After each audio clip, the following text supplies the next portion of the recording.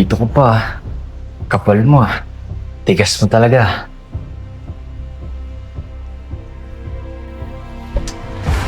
Ay! Ay! Ay! Ano ba yan? Sorry, nakalimut ako eh. Sensya na.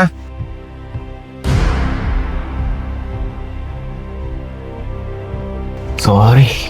Kasi mag-ingat eh. Ah, Sa tuloy. ito ko lang sinasadya. Natalisod lang ako eh. O, yung mga ID nyo, ha? Oh, Yes, sir. nakain kayo. Oo, tapos na. Ikaw, kumain ka na ba? Ito bago pa lang. Tubusin nyo yung mga kape nyo. O, ikaw, Tonyo, ha? Huwag ka lang susunod na dumadaan para hindi ka na-aksidente. At ikaw naman, Marco, bantayan mo naman tong si Tonyo. Alam mo, ikaw yung malakas eh. Lagi pa naman po binabantayan po yan si Tonyo. Kaso nawawala po siya sa paningin ko. Lagi niya kasama tong si Jenny kung saan po sila nagpupunta. Hindi ko na po alam kung saan nagpupunta. Ay. Napakasumbongero mo talaga. Ay, naku, kayong dalawa, ha? Unahin nyo yung pag-aaral nyo. Okay lang naman na gumawa kayo ng mga extracurricular activities nyo, eh. Kaya lang, priority nyo yung pag-aaral nyo, ha? Tama yun, makinig kayo. Kailangan tapusin niyo yung pag-aaral niyo, huwag kayong gagaya sa akin ha. Kung hanggang ngayon, hindi ko pa nakuha yung diploma ko, puro suntukan kasi natupag ko nun. Naku eh. Eh, paano makukuha ang diploma? Hindi ko nag-aaral na mabuti. Baka naman kayo pandalawa mag-away. Masusuntok talaga yan. Enough. Tapusin nyo na yung kape nyo. Nagmamadali yata to si Tonyo. May gagawin niya ka sa school. Laka na kayo. Marito yung ID mo, huwag mong kalimutan, ha? O tita, Laka na yung baon nyo. Binigyan na lang fitatini nyo kagad eh, ha? Yes po.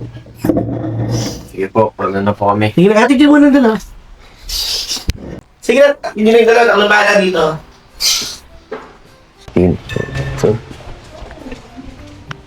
Si Ganda-ganda ng araw. Tita Timmy nga po pala. Sabi na namin siya papasok. Nako, alam mo naman yung tinatimi mo na yun. Makarinig lang ang tilaok ng manok yun, di buhay na duguron. Wala na yun, nakaalis na yun kanina pa. Maaga daw siya kasi. Ah, sige po, tita. Una na po kami. Malilate po kami. Ang malilate. Sus! Aga pa. May kikitain lang yun eh. Ay, ano sinasabi mo? Ah, wala. Tara na. Sige po, tita. Dito Bye na po. Ingat kayo, ha? Opo. Oo, yung ano po, ha? Aga mo naman mag-iya sa school. Para marami tayong magawa. Siguro, may iniintay ka dun, no? Sasabihin niya ito. Baon ko nga pala, dito na. La, yung baon ko. Wait lang. Marco, babalik ako. Wait lang, oy! Andito na. Oh, Diyos, salamat. Totoo ba dala mo? Oo. Ikaw kasi, kinakalimutan mo. Kala ko di mo dala. Saka nga pala mamaya, sabay tayo mo, ah. Baka lumigo ka pa dun sa court. Kung nakaraan, tamahan ka pa ng ball sa mukha. Oo, sasabihin ako uwi sa'yo. Siguro, nararamdaman ka kay Ethan, no? Sasabihin naman niya ito. Sus! Ethan. Ikaw pa! Jamming! Ikaw talaga! Ang Aray! Aray! Habulin mo ako! Uy,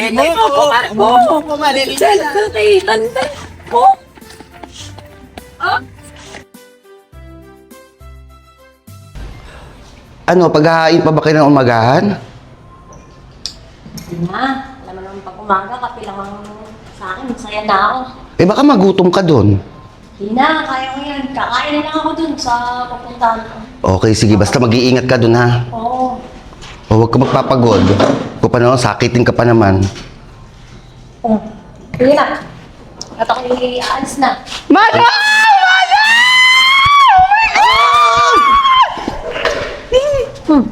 kamusta po? Naku, buti naman nakauwi ka na dito. Ang paalam mo sa akin, 3 linggo lang. 3 linggo lang ang paalam Ito naman, mo. ma. Huwag ka na magalit sa akin. May pasalubong naman ako sa'yo. Buti naman at dumating ka na nang sa ganun, may katulong na si manang mo. O sige na, taalis na ako. Baka mahuli pa ako sa trabaho. Sige na, baka Mano, malate saan ka pa. pupunta? Wala ka kasing alam eh. Labi ka ng laboy. May racket na ako ngayon. Kaya, sige na. O, sige po, ingat kayo. Bye-bye. O teka, ikaw, kumain ka na ba? Ayun nga, manang di pa ako makain. Gutom na ako. Pagod pa ako sa biyahe. Okay, Oh my sige, God. umupo ka na dyan. Go. Kain kita ng umagahan.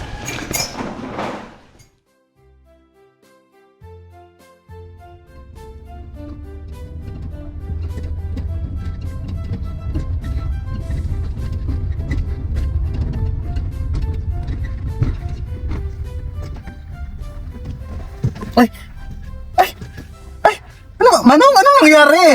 Sirakan po tayo. Ano ka? Paano ito, Manong? Lalabas ako? Maglalakad ako?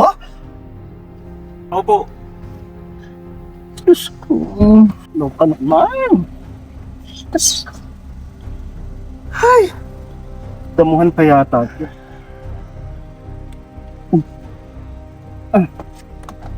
Manong! Ay! Kaloka! Ano ka dadaan ito? Ano ba?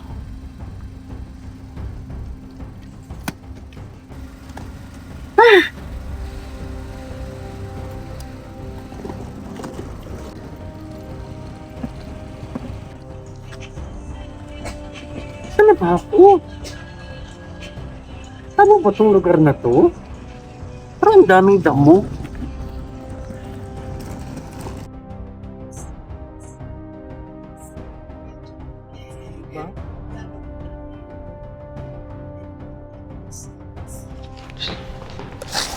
Manang! Ay, buti naman tapos ako mag-deliver. May papadeliver ka pa ba sa akin? Wala na, okay na. Mamaya magmerienda ka na dyan. Go, sa wait lang. Inom lang akong tubig. Ay, tita, wait lang. May munti ka na akong makalimutan sabihin sa'yo.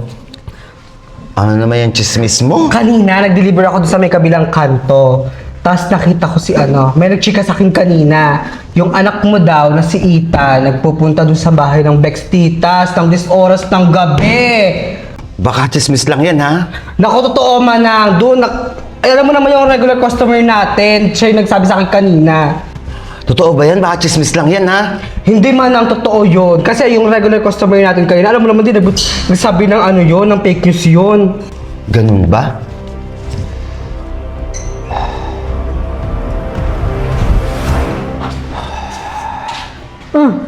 Basta. Kumain ka na ba? Di pa nga eh. Ano ba ulam natin? Sige, paghahanda kita. Sige, buti pa nga. Pero teka lang. Umamin ka nga sa akin. Bakit? May alam ka ba? Alam saan? May alam ka ba na pumunta yung anak natin si Ethan sa bahay ng mga Bex Titas? Hindi ko alam yun. Ano ba sinasabi mo? Gutom na ako. Ano yung pasang Magsabi ka ng totoo! Umamin ka sa akin. Nagpaalam ba sa'yo? Ang sabi sa akin ng anak mo, may tinamaan daw siya na bola. Ang pangalan niya, ni Tonet.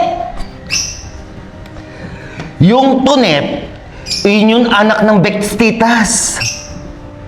Di ba ang pangalan na Tonyo? Bakit naging Tonet na yata ngayon? Kasi nga, bakla, kaya naging Tunet. Ay, sus! Ano ba nangyari dyan sa anak mo? Naku, ewan ko sa'yo.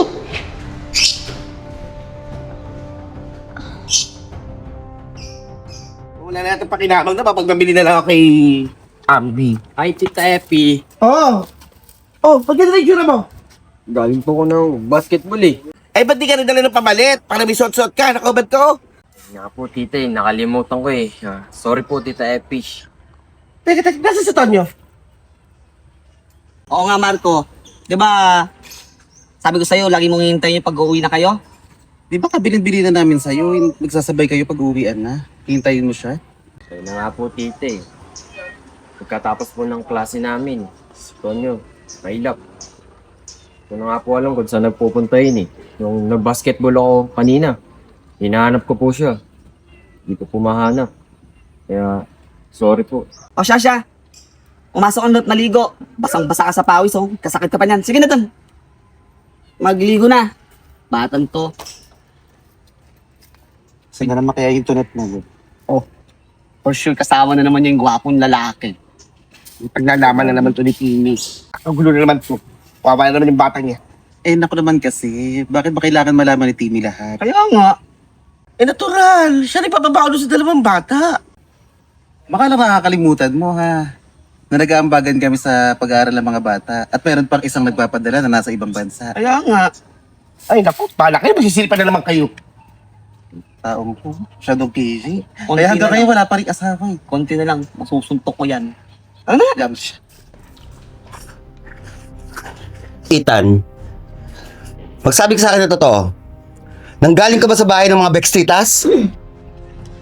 Opo, mamo. At bakit ka nagpunta doon?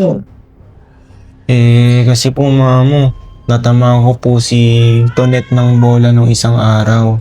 Hindi ko naman po sinasadya, kaya po humingi po ako ng sorry. Oh, nag-sorry ka na naman pala. Bakit kailangan mo pa pumunta doon sa bahay na yon? Mamo, kasi po nag-aalala rin po ako kasi hindi po ako mapakali sa bahay. Pero nagpaalam naman po kay Papu. O yan, yan na pala mo. Payag ka ng payag. O tingnan mo na idulot mo sa anak mo. Anak, pinayagan nga kita pero hindi ko naman nakalain yung Tonyo yun na pala yung Tonet. Pero Papu, sabi niyo po pag may nagawa po akong kasalanan, mag-sorry po ako. Natural lang yun, anak. Pero yung ibang intention mo na dun sa sinasabi mong Tonet, ibang usapan na yan. Hay naku, mana, for sure na lang din ngayon ng mga Bextitas. Alam mo naman yung Bextitas na yun. Issue nila, ano malalandi yun dito, mga... Ay, naku. Totoo ba yan? Mamo, Papu, hindi po totoo Ako yun. yun, mamo, tignan mo. Nagsisinungaling pa dyan. Mababait po sila, Mamo. Ethan, tumigil ka na sa pagpunta doon sa bahay na yun, ha? Pag nalaman ko nagpunta ka pa doon sa bahay na yun, tayong dalawa maghaharap. Tara, samahan natin siya, mamo. Para, go na. Tama na yan. Tama na yan. Mukhang mababait naman niya. Tama ngayon Hindi. Kailangan natin pumunta doon, kausapin yung pamilyang yun. Oh. Pero Mamo, Hindi, huwag ka nang sumagot. Halika na!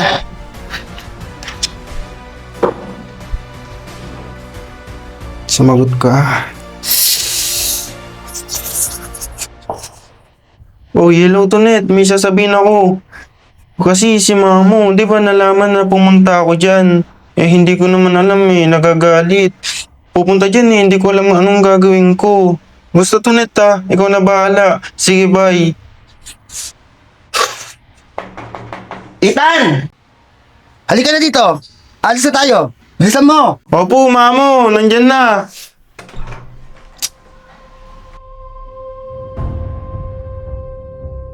Ito ba yung bahay? Oo, mana, ayan yung bahay nila. Ba yung bahay? Tunet! Ayan. Tunet! Tunet! Tunet, lumabas ka dyan! Lumabas ka dyan, Tunet! Excuse me? Ba't tinatawag niyo anak ko? Anong problema sa anak ko? Ba't hinahanap niya anak ko? Ikaw naman, wala kang pakialam. Ilabas niyo yung anak niyo. Ano pakialam? Kailangan ko Anak ko makausap yun, yan. anak ko yun. Eh, wala nga akong pakialam sa'yo. Ano yung ingay na yan? Ano yung ingay na yan? Ito, tawag ng tao kanina pa eh. Sino yan? Sigaw na sigaw. Buti naman lumabas na kayo lahat. Ano ba problema mo? Tawag ka ng Tonet. Ano ba yun? Ang problema ko, yung anak niyo. Bakit nagpupunta dito anak ko? Siguro minamanyak niyo, no? Teka nga. Sandali lang. Ikaw nga, ibababa mo nga yung boses mo, nakakabingay yung bunganga mo. Eh, anong pakialam mo? Anak naman si Tonet At saka pwede ka naman makipag-usap ng, ng mahinahon Masyado kang eskandalosa. Tanda-tanda mo na. Tama na yan. Pasensya na po kayo Ba't ka ba humingi ng pasensya sa kanila? Diyos ko, yung mga itsura niyan, hindi dapat tingnan ng pasensya yan. Oy, kayo na pa ako napipikon sa'yo. Baka gusto mo. Ay, bakit? Ha? Bakit? Sige. Bakit ba? Tama na. Ha? Naku, pasensya na po kayo Sige. Ang papangit nyo! Balis ka na dito. Lalo na yan, nakaitim na yan, pagpangit! Walang aral. Walang aral itong mga taong to. Meron pa tulad. Pasok na. Marco! Tunet, pumasok ka kayo dalawa doon. Pasok! Oo. Saan na yun? Halika na, pumasok ka na. Naku! Ano si Mamo, hayaan mo na yun. O ikaw, tanda mo yan. Malaman ko pa nakabalik ka doon. Ako na makakaaway nyo. Ay, tama na. Tara na.